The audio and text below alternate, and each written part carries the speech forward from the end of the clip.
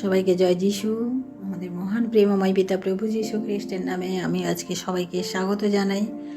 আসুন আমরা ঈশ্বরকে ধন্যবাদ দিই, তার চরণতলায় উপস্থিত হতে পেরেছি, তাই তার অনুগ্রহ দয়াতে আজকের এই দিন দেখতে পেয়েছি। আসুন আমরা ঈশ্বরকে ধন্যবাদ সহকারে আজকে বাক্যপাঠের মধ্য দিয়ে যাই।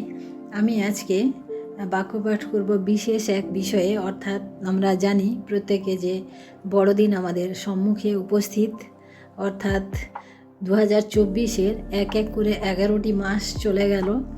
শেষে সেই ডিসেম্বর মাস, যে মাসকে নিয়ে প্রত্যেক খ্রিস্টান ভাই বোনদের ছাড়াও অনেক বিভিন্ন জাতির লোক, বিভিন্ন গোষ্ঠীর লোক, বিভিন্ন লোকের মধ্যে সারা বিশ্বে একটা আনন্দ উল্লাস দেখা যায় 25শে ডিসেম্বর নিয়ে, অর্থাৎ বড়দিন নিয়ে।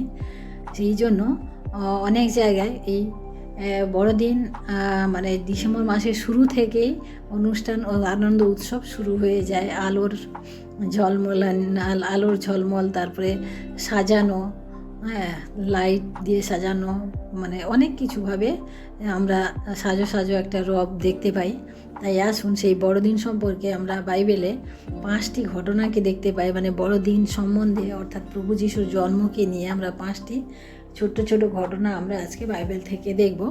আজকে আমি প্রথম যে ঘটনাটা আমরা দেখি যে এক আলোর উপস্থিতি, অর্থাৎ আমরা প্রভু যিশুর জন্মের সময় এক আলোর উপস্থিতি আমরা দেখেছিলাম। আমরা প্রত্যেকে জানি যে পণ্ডিতগণ, পূর্ব দেশ থেকে যে পণ্ডিতগণ এসেছিলেন, তারা সেই তারা দেখে, অর্থাৎ আকাশের তারা দেখে প্রভু যিশুর জন্মস্থানকে তারা নিরূপণ করেছিলেন, সেই জন্মস্থানকে তারা খুঁজে পেয়েছিলেন।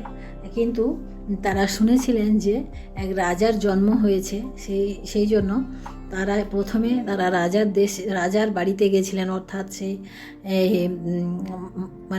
হেরোদের বাড়িতে গেছিলেন, এবং সেখানে গিয়ে তারা রাজার জন্ম যে হয়েছিল তারা খোঁজ করেছিলেন। তাই আসুন আমরা বাক্যপাঠে যাই। আমরা প্রথমে বাক্যপাঠ করি মথিলিখিত 2 অধ্যায় তার 2 পদ। যিহুদীদের যে রাজা জন্মিয়াছেন তিনি কোথায়? কারণ আমরা পূর্বদেশে তাহার তারা দেখিয়াছি ও তাহাকে প্রণাম করিতে আসিয়াছি। অর্থাৎ পণ্ডিতগণ রাজার কাছে এসে জিজ্ঞেস করছেন যে আমরা শুনেছি রাজার জন্ম হয়েছে, সেই রাজা কোথায়, এবং আমরা তাকে প্রণাম করার জন্য এখানে আমরা এসেছি। কিন্তু আমরা জানি যে হেরোদ রাজা, তিনি কিছু উত্তর দিতে পারেননি। তিনি পণ্ডিতদের কথা শুনলেন এবং শুনে তিনিও তাদেরকে বললেন যে আমিও চাই যে সেই রাজাকে আমিও প্রণাম করতে চাই, তবে আপনারা যদি সেই রাজাকে খুঁজে পান তাহলে আমাকে খবর দেবেন। এইভাবে বলে তাদেরকে বিদায় দিয়েছিলেন। আমরা 9-10 পদে আমরা পাঠ করলে দেখতে পাবো, এখানে রাজার কথা শুনিয়া তাহারা প্রস্থান করিলেন। আর দেখো, পূর্বদেশে তাহারা যে তারা দেখিয়াছিলেন তাহা তাহাদের অগ্রে অগ্রে চলিল। শেষে যেখানে শিশুটি ছিলেন তাহার উপরে আসিয়া স্থগিত হইয়া রহিল। তারাটি দেখিতে পাইয়া তাহারা মহানন্দে অতিশয় আনন্দিত হইলেন। অর্থাৎ আমরা দেখি যে পণ্ডিতগণ যে তারা দেখে অনুসরণ করে এসেছিলেন, সেই তারা যখন ঠিকানায় পেলেন না যে কোথায় জন্মেছেন, তারা যখন বুঝতে পারলেন না, তখন সেই তারা দেখে তারা গেছিলেন, এবং তারা যেখানে প্রভু যিশু জন্মেছিলেন ঠিক তার উপরেই তারাটা স্থগিত হয়েছিল, এবং তারা প্রভু যিশুকে খুঁজে পেয়েছিলেন। অর্থাৎ আমরা দেখি যে প্রভু যিশু জন্মের সময় এটা একটা প্রতীক চিহ্ন হিসেবে আমরা পাই, যে এটা একটা চমকপ্রদ ঘটনা না, যে একটা তারা আকাশে উপস্থিত হয়েছিল, যে তারা সারা বিশ্বের মানুষ হয়তো সেদিন দেখেছিল, কিন্তু পণ্ডিতগণ তারা বুঝতে পেরেছিলেন যে এই তারা শুধু তারা নয়, এই তারার মধ্যে আরও অন্য কিছু আছে। তাই আমরা এখানে দেখতে পেলাম যে একটা আলোর উপস্থিতি হয়েছিল। তারপরে আমরা দেখি যে দ্বিতীয়ত পণ্ডিতদের আগমন। মথিলিখিত সুসমাচার 1 থেকে আমরা 12 পদে যখন পাঠ করব, 1 থেকে 12 পদ পাঠ করলে আমরা পাবো যে পণ্ডিতদের আগমন, অর্থাৎ হেরোদ রাজার সময়ে জিহুদিয়ার বৈথলেহেমে যিশুর জন্ম হইলে পর দেখো পূর্বদেশ হইতে কয়েকজন পণ্ডিত জেরুসালেমে আসিয়া কহিলেন, জিহুদিদের যে রাজা জন্মিয়াছেন তিনি কোথায়? কারণ আমরা পূর্বদেশে তাহার তারা দেখিয়াছি ও তাহাকে প্রণাম করিতে আসিয়াছি। এই কথা শুনিয়া হেরোদ রাজা উদ্বিগ্ন হইলেন ও তাহার সহিত সমুদয় জেরুসালেমও উদ্বিগ্ন হইল। তিনি সমস্ত প্রধান যাজক ও লোক সাধারণের অধ্যাপকগণকে একত্র করিয়া তাহাদিগকে জিজ্ঞাসা করিলেন, খ্রিস্ট কোথায় জন্মিবেন?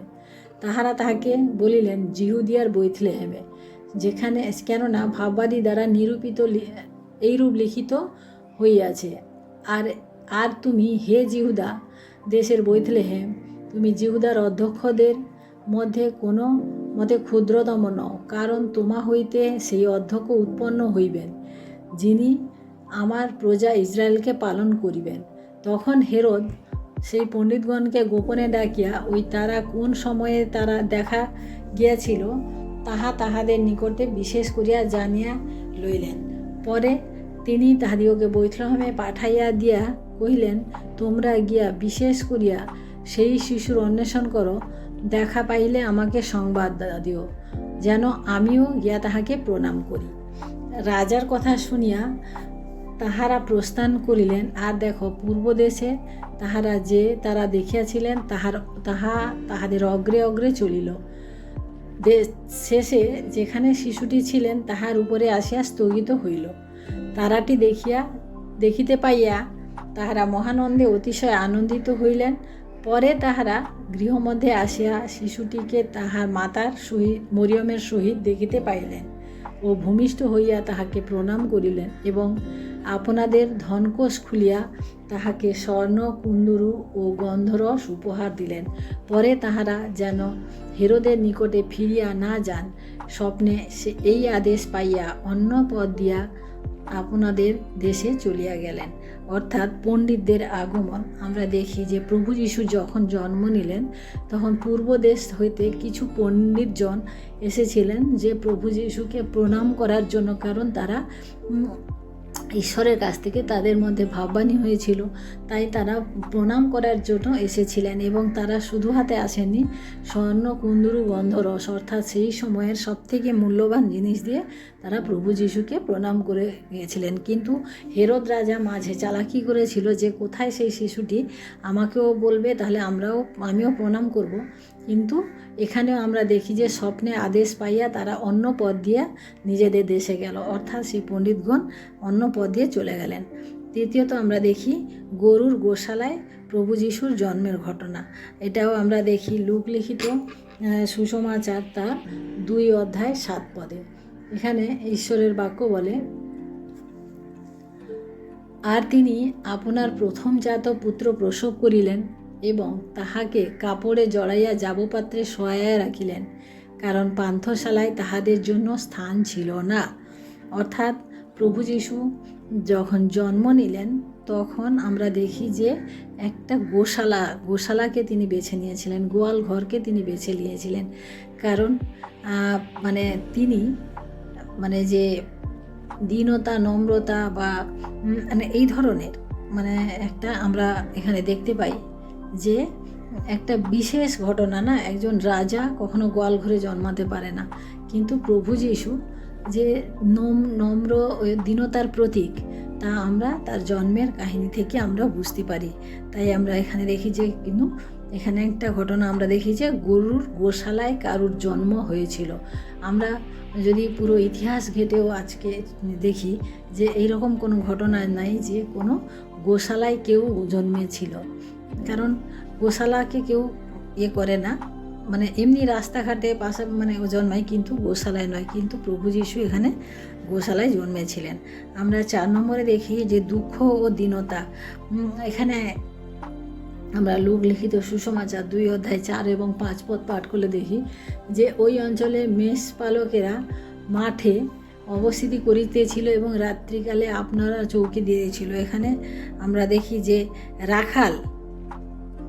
রাখাল বালকরা প্রভু যীশুকে দেখার জন্য তারাও এসেছিল। এখানে দুঃখ দীনতা বলতে অর্থাৎ মরিয়ম মরিয়ম এবং যোসেফের যে অবস্থা ছিল, তারা কোথাও ভালো জায়গায় গিয়ে ভাড়া নিয়ে বা কোথাও থেকে তারা কিন্তু এটা প্রভু যিশুর জন্ম দিতে পারেননি, কারণ তাদের মধ্যে সেই সামর্থ্য ছিল না। অর্থাৎ প্রভু যিশু জন্মের প্রথম থেকেই আমরা দেখি যে দুঃখ ও দীনতাকে তিনি বরণ করে নিয়েছেন, কারণ দুঃখের রাত ছিল। কারণ মরিয়ম যখন প্রচণ্ড গর্ভযন্ত্রণায় কাতর, তখন কিন্তু যোসেফের কোনো কিছু করার ছিল না, তার কাছে কোনো অর্থ বা সামর্থ্য ছিল না যে তাকে কোনো ভালো জায়গায় নিয়ে যাবে, কিন্তু তিনি পান্থশালায়ও জায়গা পাননি, কিন্তু তিনি গোয়াল ঘরে গিয়েছিলেন, কারণ তাদের নিজস্ব কোনো গৃহ ছিল না। আমরা দেখি যে স্বর্গদূতের বার্তা, আমরা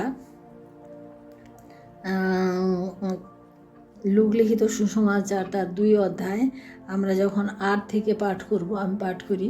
আর প্রভুর এক দূত তাহাদের নিকটে আসিয়া দাঁড়াইলেন ও প্রভুর প্রতাপ তাহাদের চারিদিকে দীপ্যমান হইল, তাহাতে তাহারা অতিশয় ভীত হইল। আমরা 4 পদ থেকে 8 পদ থেকে যখন পাঠ করি, 8 পদ পাঠ করি, তখন আমরা দেখি যে ওই অঞ্চলে মেষপালকেরা মাঠে অবস্থিতি করিতেছিল এবং রাত্রিকালে আপন আপন পাল চৌকি দিতেছিল। অর্থাৎ আমরা দেখি যে রাখালেরা, এখানে দেখি আমরা রাখালদেরকে দেখি যে তারাও প্রভু যিশু, তাদেরকেও প্রভু যিশু কী দিয়েছিলেন, মানে সাক্ষাৎ দিয়েছিলেন। তাদেরকেও আমরা দেখি যে স্বর্গদূতের মাধ্যমে তাদের কাছেও খবর পাঠানো হয়েছিল, কারণ রাখাল যে তারা কিন্তু একেবারে সহজ সরল, একেবারে খুব অভাব ছিল না, যারা খুব গরিব তাদেরকেই রাখালের কাজে ব্যবহার হতো। কিন্তু প্রভু যিশু তাদের থেকেই শুরু করেছেন, যে রাখালেরাও প্রভু মাঠে যখন চৌকি দিতেছিল, তখন এক দূত এসে তাদের সামনে দীপ্যমান হলো, আর তাহাতে তারা অতিশয় ভীত হইল। তখন দূত তাদিওকে কহিলেন, ভয় করিও না, কেননা দেখো আমি তোমাদিওকে আনন্দের সুসমাচার জানাইতেছি, সেই আনন্দ সমুদয় লোকেরই হইবে, কারণ অদ্য দাউদের নগরে তোমাদের জন্য ত্রাণকর্তা জন্মিয়াছেন। অর্থাৎ কাদের কাছে প্রথমে পরিত্রাণ এসেছিল?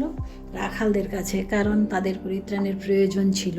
তারা এতটা মানে দুঃখের সহিত জীবনযাপন করতো, যারা এতটাই কষ্টের সহিত জীবনযাপন করতো যে তাদেরকে পরিত্রাণের জন্য প্রথমে ত্রাণকর্তা তাদের কাছেই দেখা দিয়েছেন। তিনি খ্রিস্ট প্রভু।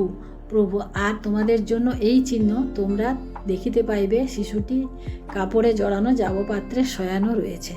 অর্থাৎ তাদেরকে এই চিহ্ন দিলেন যে তোমরা যাও, দেখবে ওই বেথলেহেমে কোনো একটা জায়গায় মানে শিশুটিকে যাবপাত্রে, অর্থাৎ গরুর গোশালার মধ্যে, যাবপাত্র মানে খাওয়ার যে পাত্রটা গরুর, তাতে রয়েছে।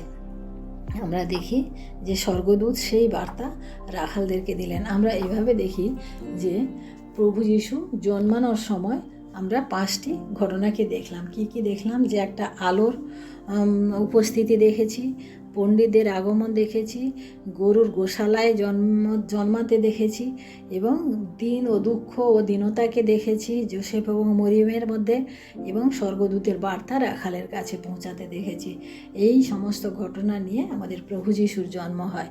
তাই আসুন আমরা আজকে সেই প্রভু যিশুর এই যে জন্মের যে ঘটনাগুলি, সেগুলো আমাদের জীবনে আমরা কিভাবে কাজে লাগাতে পারি আমরা দেখি। যে এখানে কি রয়েছে, যে যখনই আমরা প্রভু যিশুকে গ্রহণ করি, আমাদের জীবনে একটা আলো চলে আসে, একটা দীপ্তি চলে আসে। আমরা অন্যদের মতো নয়, আমাদের মধ্যে সে আনন্দ, সে উল্লাস থাকে। পণ্ডিতদের আগমন, অর্থাৎ আমাদের মধ্যে যে ভাববাণী বা ভবিষ্যৎ বক্তা যা কিছু আমাদের মধ্যে প্রভু যিশু তা দান করেন, তার সেই পবিত্র আত্মা দিয়ে তিনি আমাদেরকে দান করেছেন। গরুর গোশালায় জন্মানোর ঘটনা হচ্ছে যে এমন একটা মানে আশ্চর্য অলৌকিক ঘটনা, যা অন্য কোনো কারুর ক্ষেত্রে হয়নি। অর্থাৎ প্রভু যিশু আমাদের জীবনে সবথেকে অলৌকিক পাওয়া না আমাদের জীবনে, কারণ প্রভু যিশু আমাদের যখন জীবনে আসে, আমাদের জীবনে সে অলৌকিক পরিবর্তন হয়। আর দুঃখ ও দীনতা হচ্ছে প্রভু যিশু নম্রতার প্রতীক। অর্থাৎ প্রভু যিশু যার মধ্যে আসে, যে আমরা দুঃখ ও দীনতার মধ্য দিয়েও আমরা আনন্দ করতে শিখেছি। স্বর্গদূতের বার্তা, অর্থাৎ আমাদের জন্য সেই বার্তা রয়েছে যে আমরা একদিন পরিত্রাণ পাবো, যেভাবে রাখাল বালকেরা পেয়েছিল। তাই আসুন আজকে আমরা এই 5টি ঘটনাকে আমাদের জীবনের সবথেকে গুরুত্বপূর্ণ ঘটনা হিসেবে আমরা আজকে গ্রহণ করি এবং আমরা ঈশ্বরকে ধন্যবাদ দিই। আসুন আমি প্রার্থনা করি। Hallelujah, hallelujah. মহান প্রেমময় পিতা, তোমার মহান নামে ধন্যবাদ প্রশংসা করি প্রভু।